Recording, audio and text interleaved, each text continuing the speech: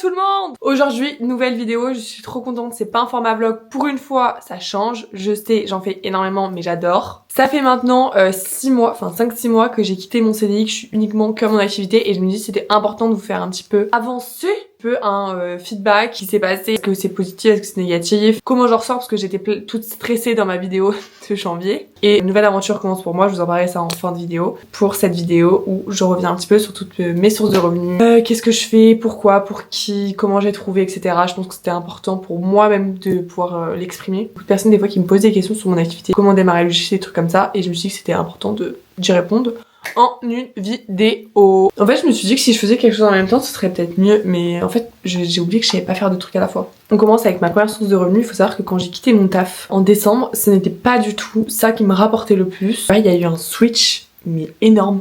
Je sais pas ce qui s'est passé. Donc l'UGC, pour vous rappeler un petit peu ce que c'est, tout le monde connaît les influenceurs et les influenceuses dans le sens où une marque rémunère un influenceur pour qu'ils mettent en avant leur marque et du coup la communauté peut profiter de codes promo mais du coup ça va faire de la publicité à la marque. C'est un peu comme un panneau publicitaire dans le sens où il utilise la communauté de quelqu'un, enfin bref. Et les UGC c'est différent dans le sens où moi on va pas venir me chercher pour ma communauté, pas encore. Je compte sur vous, abonnez-vous.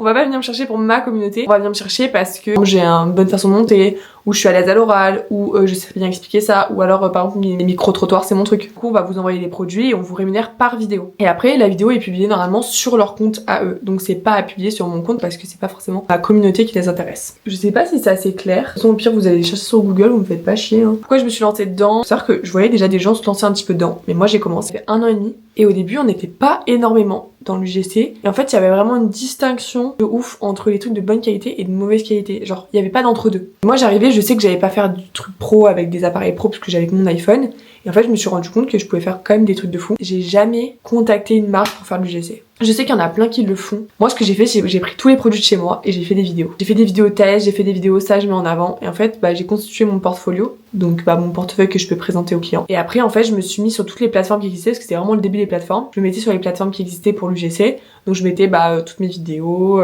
une petite description, ce que ça peut rapporter, etc. Plutôt des campagnes, c'est-à-dire que je mettais mon profil ou mon portfolio et c'était la marque qui me recontactait. J'ai jamais contacté moi-même une marque. Si une fois, si la Rosée là. Je me rappelle, je voulais tellement faire avec eux. J'avais tellement le seum qu'ils m'avaient jamais répondu. Si vous voyez, en fait j'étais mauvaise langue. Ça a commencé en fait sur des plateformes comme UG, comme Malt, il y avait Upwork, il y avait Vogue.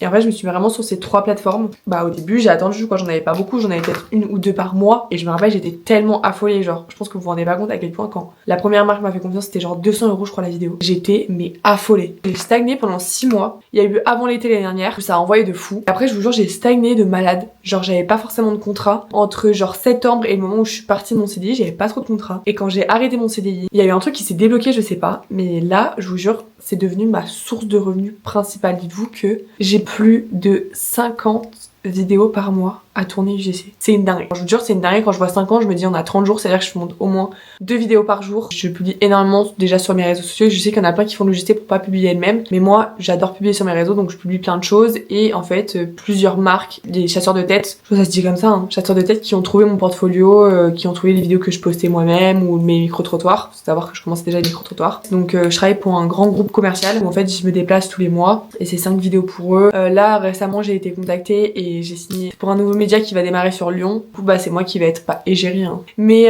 qui vais réaliser des vidéos pour eux, donc je réalise plus de 20 vidéos pour eux par mois. Et en fait je pense que c'est vraiment un effet cumulé. Moi si je peux vous conseiller quelque chose, si jamais vous voulez démarrer dans le JC, vous êtes jamais lancé, c'est planter des graines, c'est-à-dire que postez vos vidéos. J'ai pas attendu que mes vidéos soient rémunérées et en fait j'ai fait énormément de campagnes dans le sens où je fais la vidéo mais t'es pas sûr d'être sélectionné, donc c'est énormément de perte de temps, mais que je faisais énormément avant parce que j'avais que ça à faire et genre ça me dérangeait pas en fait. Donc je faisais énormément de campagnes, donc j'ai pu en fait me perfectionner, je me suis toujours formée, etc.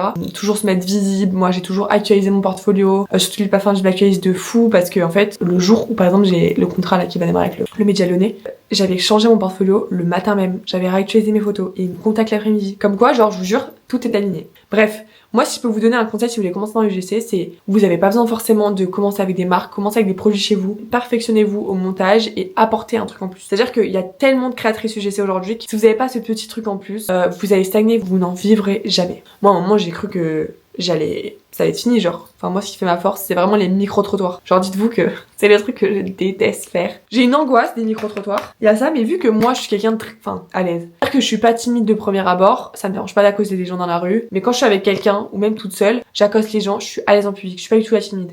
Donc en fait, c'est vrai que quand je fais des micro-trottoirs, ça se voit, je suis à l'aise. Parce que genre, je parle normal avec la personne. Toutes les marques, vu qu'elles trouvent que je suis à l'aise, etc., et que en ce moment, les micro-trottoirs, c'est de fou en tendance, ils me contactent que pour ça. C'est vraiment genre le truc qui me coûte le plus cher, parce qu'il faut que je prenne quelqu'un pour me cadrer, parce que souvent il faut que je paye des gens pour qu'ils apparaissent dans la vidéo, parce que des fois c'est très niche, donc des fois c'est des acteurs qu'il me faut, pas des gens lambda dans la rue. C'est une journée de niquer de travail, tu marches toute la journée parce qu'il faut trouver des gens et tu trouves pas d'un premier temps, enfin bref. C'est vraiment pas du tout les vidéos rentables pour moi, c'est pour ça que du coup j'ai décidé maintenant aujourd'hui de augmenter, j'ai doublé le prix de ces vidéos, parce que pourquoi les mettre au même prix que mes autres vidéos alors que je passe ma vie à les faire. On va parler des tarifs, parce que je sais que c'est quelque chose qui est très compliqué, et même moi aujourd'hui encore, des fois je sais pas comment placer niveau tarif. Quand j'ai commencé l'UGC, j'étais à 90€ par vidéo, ce qui est très peu. Donc, au début j'étais à 90, après j'ai tourné beaucoup, genre pendant les 6 mois où il y avait presque rien. Bah du coup vu que t'as pas trop confiance dans tes contenus, tu dis bah peut-être que c'est pas ouf, donc je vais pas te proposer un prix de fou, comme ça je suis sûre d'être prise. Quand tu réfléchis comme ça t'attires pas, et en fait quand tu réfléchis de l'autre sens, c'est là que t'attires. Quand il y a eu cette période là, et moi quand on a commencé à vouloir me prendre mon micro-trottoir, au début c'était genre ça dépend. Parce que moi des fois je travaille en agence, donc avec des agences, qui me payent 100€ par vidéo, mais c'est eux qui font le montage. Donc moi c'est un gain de temps, j'ai juste à filmer les rushs, je leur envoie. Donc ça tu vois, ça me dérange moins parce que j'ai pas moins de montage à faire. Ensuite, t'as tout ce qui est vidéo, moi je suis à peu près entre 150€ et 200€ par vidéo. Ça peut dépendre du format, ça peut dépendre si c'est un script, ça peut dépendre de la marque. Quand c'est des petites marques, j'essaie quand même de faire un geste. Et pour les micro-trottoirs, je vais être à 200€ si c'est eux qui font le montage, si c'est des agences, si c'est des marques directement qui me contactent, 250€. Et après quand j'ai des gros partenariats, par exemple avec un centre commercial ou avec le média, que là je fais un prix de groupe parce qu'il y a 20 vidéos par mois, la vidéo passe à 125€. Je sais que c'est un truc que je peux négocier, mais dans la mesure où ils me prennent beaucoup de vidéos et que c'est récurrent, pour moi c'est normal de faire un geste. Donc voilà pour le côté UGC, on va passer à la deuxième source de revenus. Ma deuxième source de revenus, et ce pourquoi j'ai commencé mon activité, c'était community manager. UGC ça n'existait pas. Quand j'ai démarré, c'était vraiment pour moi important de gérer les comptes. Moi je sais que j'avais vraiment ce côté esthétique sur la story, des trucs comme ça, ou que j'aimais bien. Parce qu'au-delà de ça aussi, pour vous rappeler, j'ai pas forcément fait d'études dans la communication. Moi j'ai tout appris en autodidacte. Donc en fait quand j'ai démarré community manager, au début je démarrais gratuitement. Et ensuite, j'ai dû un petit peu faire mes prix, et c'est hyper compliqué quand on démarre, quand on a ce truc un peu de l'imposteur où on se sent pas légitime de gagner de l'argent. Au début, je faisais payer peut-être 300€ par client, et c'est peu, dans le sens où je gérais vraiment toute la communication et tout, et c'est peu, et en fait je travaille beaucoup avec des entrepreneurs, et les entrepreneurs, faut savoir, c'est pas ceux qui ont le plus d'argent. Pour eux c'est une trop grosse somme à investir dans leur communication, alors que des boîtes ils dépenseraient des milliers d'euros. Parce que ça dépend aussi des moyens de la personne et de l'importance qu'elle met à développer ses réseaux sociaux. J'ai commencé, en fait, je faisais que ça. L'UGC me rapportait vraiment pas d'argent. Et en fait, j'ai eu énormément de clients qui sont restés un peu partis, ça s'est mal passé, parce que je pense que honnêtement, c'est pas un truc qui est fait pour moi. Moi, j'ai besoin d'une certaine liberté artistique, et c'est vrai que il y a la réalité de moi, ce que j'aime faire, ce qui plaît, ce qui est tendance, et ce que les clients veulent. Et ça, souvent, il y a un fossé, et leur faire comprendre, c'est très compliqué. Aujourd'hui, j'ai que 2 clients dans le parti community manager, et en fait, je kiffe tellement plus l'UGC, et community manager c'est tellement beaucoup plus prise de tête même avec les clients.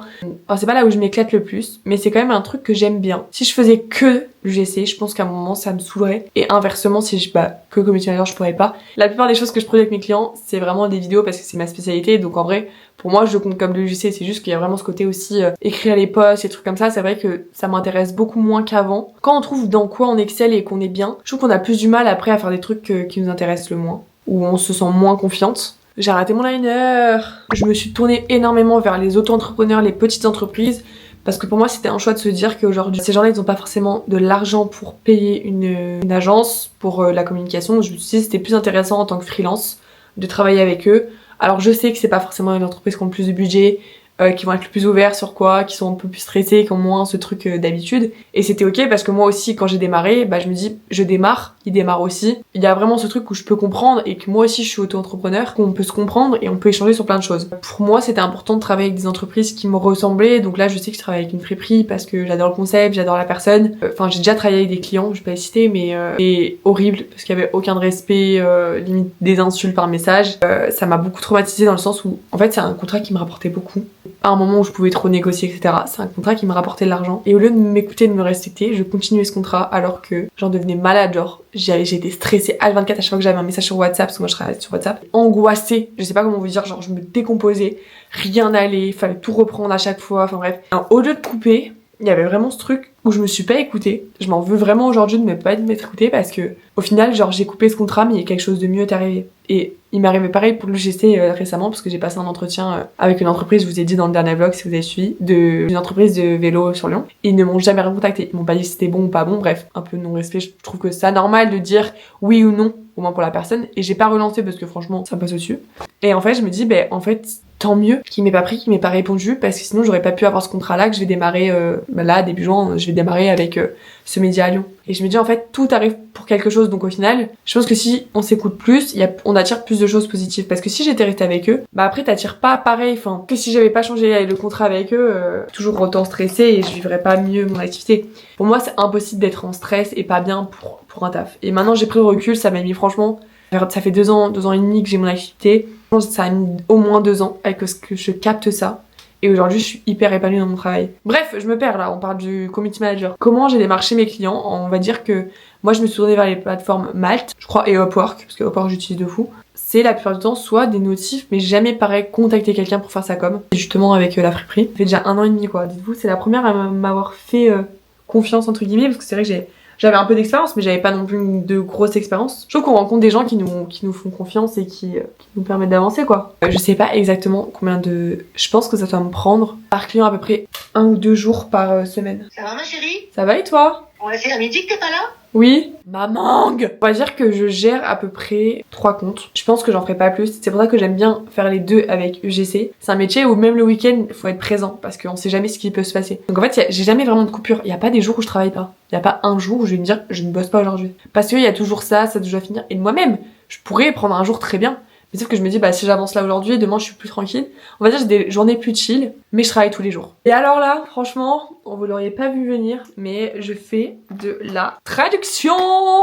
Attention, il faut que j'apprenne l'anglais. Donc, pour moi, c'est un objectif. Je suis contactée par une... Upwork, je sais pas comment vous expliquer. Enfin, c'est une application où en fait tu postules et c'est partout dans le monde entier. Donc en fait tu t'es en contact avec des anglais, enfin bref tous les pays du monde et ils mettent des trucs en mode je cherche un traducteur français, je cherche un traducteur anglais, je cherche UGC. Moi c'est un truc je trouve énormément de contrats là-bas. Et il met une annonce et le mec en fait ce que je devais faire, ils ont pas besoin d'une traductrice, c'est ça qui est drôle. C'est quelqu'un qui va venir corriger ChatGPT. Donc c'est à dire que moi, je suis même pas genre l'élément principal je traduis. Moi, je vais corriger ChatGPT, c'est-à-dire leur traduction par ChatGPT. Je vais juste venir vérifier que ce soit bien écrit, etc. Par exemple, je fais de la traduction aussi des vidéos, c'est-à-dire qu'il y a des vidéos UGC et moi, je vais traduire juste la voix et les sous-titres. Donc, c'est-à-dire que je vais couper, je vais mettre ma voix off, mettre des sous-titres sur une vidéo d'une fille qui a fait en allemand. Que eux ont embauché Donc je fais ça et eux ils me payent à peu près par vidéo ou par mot. Par exemple là je traduis souvent des textes où il y a 1000 mots, je suis payée genre 4 centimes par mot par exemple. Mais genre c'est juste un truc, ça va me mettre 2 secondes et ça me permet d'avoir une source de revenus supplémentaire. Là je vais vous parler un petit peu de moi, ce que je préfère et ce que je déteste, ce que je voudrais améliorer, ce que je changerais, ce que j'ai compris plus tôt. J'adore dans mon travail, c'est vraiment cette liberté professionnelle. C'est-à-dire que je dépends pas que d'un seul client. J'ai pas de souci à pouvoir m'arrêter. Je peux faire d'où je veux, quand je veux. Enfin, dans la plupart des clients. C'est vraiment ce côté top de l'entrepreneuriat. Mais ce que je déteste aussi, c'est le côté solitude. C'est-à-dire que je suis souvent toute seule. J'ai pas de collègues. Heureusement, je suis très bien entourée d'amis, mais beaucoup de doutes, de stress. Il va se passer des choses quand t'entreprends. Et des fois, personne peut comprendre. Moi, des fois, je me suis déjà retrouvée face à ma famille ou des personnes, des amis à moi où je pouvais pas forcément parler parce que c'est pas une situation qu'ils auront déjà vécue et qui pourront me dire non mais moi j'ai fait comme ça. Et c'est pour ça que c'est important de s'entourer de personnes, d'entrepreneurs, de personnes qui font la même chose que toi, des personnes qui vont t'élever vers le haut. Moi, j'ai la chance aujourd'hui. Merci à mon copain parce que je ne sais pas ce que je ferais sans lui. Enfin, c'est horrible. Enfin, dans le sens, c'est positif. Rien de négatif. Il me pousse tellement vers le haut. Il m'aide énormément sur tous mes projets, tout ce que j'entreprends. Sur aujourd'hui, je pense que j'en serais jamais arrivée là professionnellement parlant s'il m'avait pas poussé et boosté. Parce que franchement, je lui fais un petit hommage. Il va être content. J'espère qu'il verra cette vidéo. On va voir. Si jamais il revient vers moi, sinon c'est qu'il a pas vu la vidéo. Moi je doute énormément, plusieurs fois par semaine, limite, plusieurs fois par mois, des fois j'ai hyper confiance, des fois j'ai des coups de mou, des fois j'ai pas confiance, des fois je me dis non ça va s'arrêter le jour au lendemain. Et lui en fait il est toujours là pour me rappeler que j'ai du talent, parce que c'est vrai, et enfin faut le dire, faut pas avoir honte de dire oui j'ai du talent, genre il y a des trucs que j'excelle, il y a des trucs que je sais pas faire. booste énormément. Mais voilà, genre quand tu montes 50 vidéos par mois, t'es KO. Quand c'est la 10e vidéo de ta journée, t'es au bout de ta vie en fait. Moi, je sais que je peux lui envoyer mes vidéos, que dès qu'il va avoir un peu de temps, il va pouvoir les corriger, me dire bah ça c'est mieux fait mieux comme ça. Pouvoir partager ça avec quelqu'un, je trouve que c'est trop important. Et au début, je le faisais pas du tout. Parce que t'es tout seul quoi, t'es tout seul chez toi. Et forcément, il y a l'irrégularité des revenus. Mais je trouve que c'est plus problématique. Enfin, moi j'aurais jamais quitté mon CDI si j'avais pas déjà de revenus pour moi était suffisant et qui remplaçait mon CDI. Donc vraiment, moi si ce que je vous conseille, c'est que si jamais vous voulez entreprendre, commencez, à part si vous avez vraiment énormément de côté, mais commencez avec votre CDI, enfin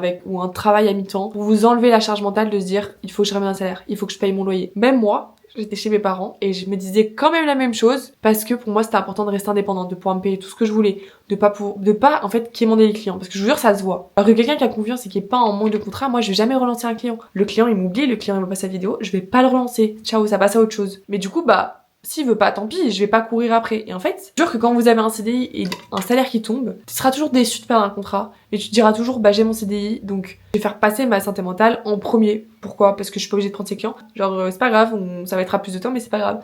Donc moi j'ai vraiment attendu 2 ans, que moi je me rends pas compte des sacrifices que j'ai dû faire pour aujourd'hui en arriver là. Jamais j'aurais imaginé gagner ça de ma vie. Et je voulais pas forcément parler de salaire parce que je sais qu'il y en a c'est tabou, je sais que j'ai pas envie de gêner des gens, j'ai pas envie que les gens se sentent mal parce que même moi c'est quelque chose que je pense que si je regarde un contenu d'une fille qui dit moi je gagne 10 000, je gagne 15 000, je gagne un, bah je pense que je te sens frustrée quand toi tu commences. Donc voilà, j'ai juste laissé des indices dans le sens où je vous ai dit combien de vidéos je faisais par mois. Vous calculez à peu près au prix de la vidéo. Si vous voulez vraiment savoir, sinon cherchez pas, on s'en fout. Parce que c'est possible, tu peux vivre de ton activité, tu peux vivre de ce que t'aimes faire. Et c'est pas parce que il y a plein de gens que toi tu peux pas le faire. Enfin, je veux dire, on a tous et toute notre place. C'est vraiment planter des graines. Ça s'appelle l'effet cumulé. Le projet qui arrive là très récemment, du coup, c'est avec le Média Lyonnais. Et je déménage enfin sur Lyon.